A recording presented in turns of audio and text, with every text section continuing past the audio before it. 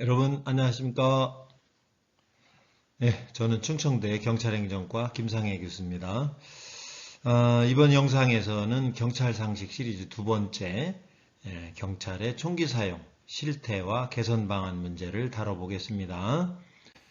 우선 영상 하나 시청할게요. 흉기를 들고 난동을 부리던 30대 여성에게 경찰이 실탄 2발을 쏴서 제압했습니다. 과잉 대응 논란이 일고 있습니다. 강나루 기자의 보도입니다. 총상을 입은 여성이 바닥에 쓰러져 있고 경찰과 구조대원들이 옆에 서 있습니다. 흉기를 든 30대 여성이 동네를 돌아다닌다는 신고가 접수된 건 어제 오전 7시쯤입니다. 그거 딱 양쪽이 죽은데 경찰로 됐나? 그 경찰이 넘어졌어, 그래서. 넘어져가지고 자극하니까 신발도 벗고. 주민의 신고로 출동한 경찰관은 이 여성에게 투항할 것을 공고했습니다. 하지만 계속 난동을 부려 한 차례 위협 사격을 했고 그래도 난동이 멈추지 않아 다리 부분을 향해 2차 사격을 했다는 게 경찰의 설명입니다. 양손에 흉기를 들고 휘두르던 여성은 이곳에서 첫 번째 총상을 입고도 100m가량을 더 이동한 뒤에야 경찰에 검거됐습니다. 현장에 나가고 총선에 나가서는 자기가 웬만한 위협 없으면 계속 힘들죠. 하지만 총기 사용 규칙에 따라 정당하게 실탄이 발사됐는지를 두고 논란이 일고 있습니다. 우선 실탄 발사 전 반드시 공포탄을 먼저 발사해야 하지만 총기 조작 미숙으로 실탄이 먼저 발사됐고 이 총알은 머리나 가슴에 가까운 쇄골 쪽을 관통했습니다. 또 2인 1조로 출동할 때 한 명은 테이저건이나 가스총을 챙겨야 하는데 이를 지키지 않아 실탄총을 먼저 사용했습니다. 하루가 지나서야 언론에 발포 사실을 알린 것도 논란이 되고 있습니다. 경찰은 해당 경찰관을 상대로 감찰을 진행하는 한편 여성의 치료가 끝나는 대로 진상조사를 벌일 예정입니다. 흉기난동 여성에게 실탄을 발사해 제압한 경찰관에게 과잉 대응의 책임을 묻는 영상인데요. 총기 사용 규칙을 일부 어겼다는 내용입니다. 또 하나 영상을 시청하시겠습니다. 저 뽀뽀이야? 의사는 다 묘실했잖아. 돌이야, 돌. 저 죽었는데? 아까부터 계속 처음부터 났던 애 같은데? 총사도 때린다. 총사도 때려. 피해자가 집단 폭행을 당하고 지나가는 사람들도 다 구경할 정도인데 가해자들은 경찰을 비웃기라도 하듯 양말을 벗고 주차된 차에 기대서 찬찬히 훑어보기도 합니다. 경찰은 적극적으로 제압을 하기보다는 흥분 상태인 가해자들을 달래기에 급급해 보입니다. 경찰의 흉악범죄 현장에서 무기 사용을 하지 않는 오히려 범죄자들은 날뛰면서 경찰들을 위협하고 피해자 폭행을 이어가는 영상이었는데요. 무기력한 공권력에 대한 우려와 조롱, 그리고 민주주의의 근간이라고 할 수 있는 법치주의가 유린당하는 현장이었습니다. 첫 번째 영상은 무기진압한 경찰관에 대한 과잉 대응의 문제를 제기했고, 두 번째 영상은 강력범죄 현장에서 무기를 사용하지 않고 무기력하게 대응을 한 경찰에 대한 문제를 제기한 영상이었습니다.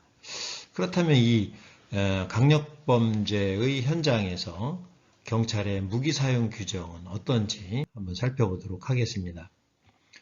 현재 경찰국무법 제26조는 경찰은 직무수행을 위해 필요할 때 무기를 휴대할 수 있다라고 규정되어 있고, 경찰관 직무집행법 제10조의 4에 보면은 경찰관의 범인의 체포, 범인의 도주 방지, 자신이나 다른 사람의 생명, 신체의 방어 및 보호, 공무집행에 대한 항거의 제지를 위하여 필요하다고 인정되는 상당한 이유가 있을 때는 그 사태를 합리적으로 판단하여 필요한 돈에서 무기를 사용할 수 있다. 이렇게 규정을 하고 있고요. 사용, 무기 또는 장기 3년 이상의 징역이나 금고에 해당하는 죄를 범하거나 범하였다고 의심할 만한 충분한 이유가 있는 사람이 경찰관의 직무집행에 항거하거나 도주하려고 할 때, 그리고 범인이나 소유를 일으킨 사람이 무기, 흉기 등 위험한 물건을 지니고 경찰관으로부터 3회 이상 물건을 버리라는 명령이나 항복하라는 명령을 받고도 따르지 아니하면서 계속 항거할 대로 규정하고 있습니다. 여러분, 흉악범죄를 저지르고 있는 현장에서 그 범죄자가 과연 사형, 무기 또는 장기 3년 이상의 징역이나 금고에 해당하는 죄를 범하거나 범하였다고 판단할 수가 있겠습니까?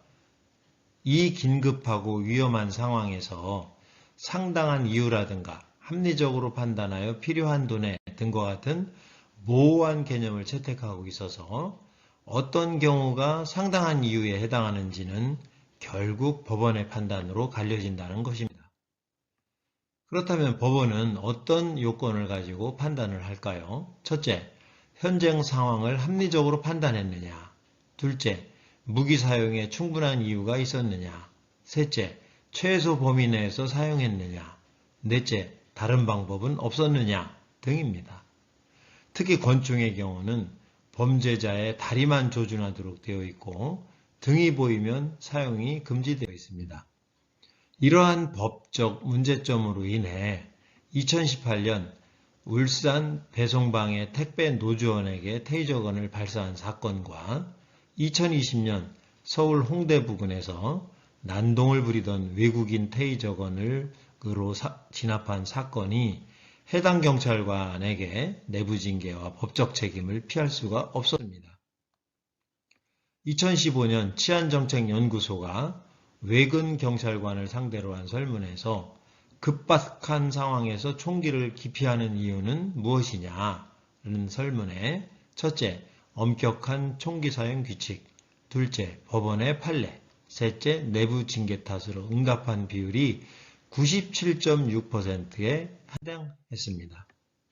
더욱 심각한 문제는 2010년부터 2018년까지 9년 동안 범죄 현장에서 피습에 의해서 경찰이 순직하거나 공상을 당한 통계가 약 4,828명으로 나타났고 매년 400명에서 600명에 이르는 경찰관이 희생을 당하고 있습니다.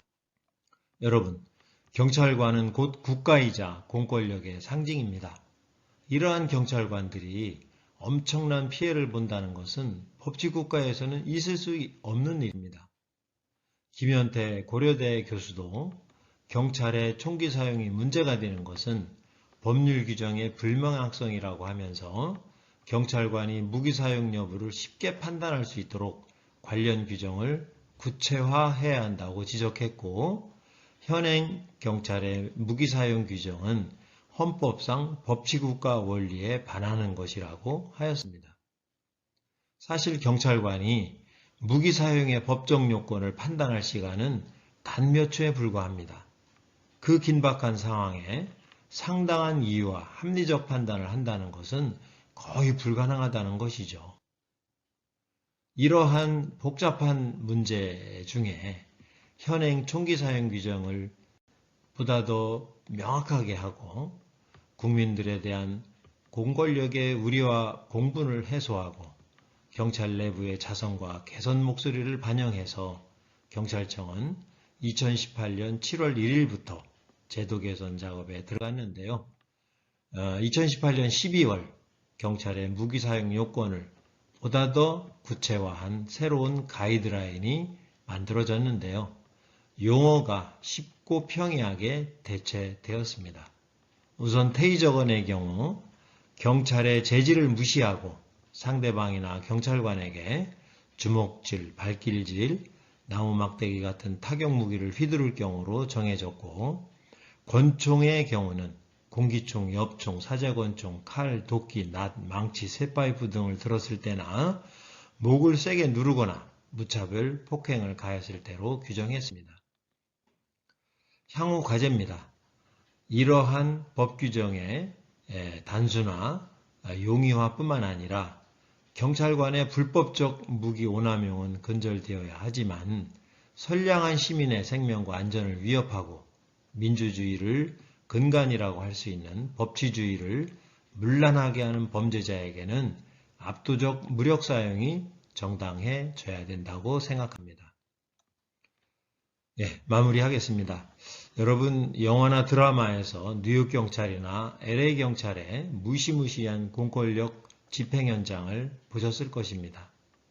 대한민국 경찰의 위용을 확립하기 위해서는 첫째, 철저한 교육훈련을 통해서 현장 위기 대처 능력을 강화해야 하겠습니다.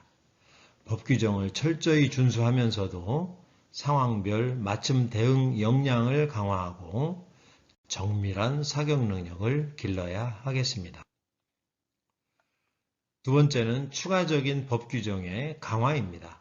정당한 직무수행 불응 시 무력 사용에 대한 면책사항을 신설하여 내부 징계의 위험을 줄이고 조직적 안정감을 높여야 하겠습니다.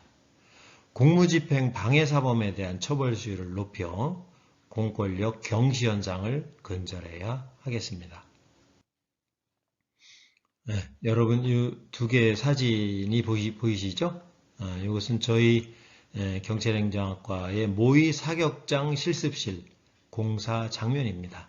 지난주에 학교 갔다 찍은 사진인데 저희 학과에서는 학생들의 권총 조작 능력이나 사격 능력을 향상시켜 유능한 경찰관 양성을 목표로 하고 있다는 점을 말씀드리겠습니다.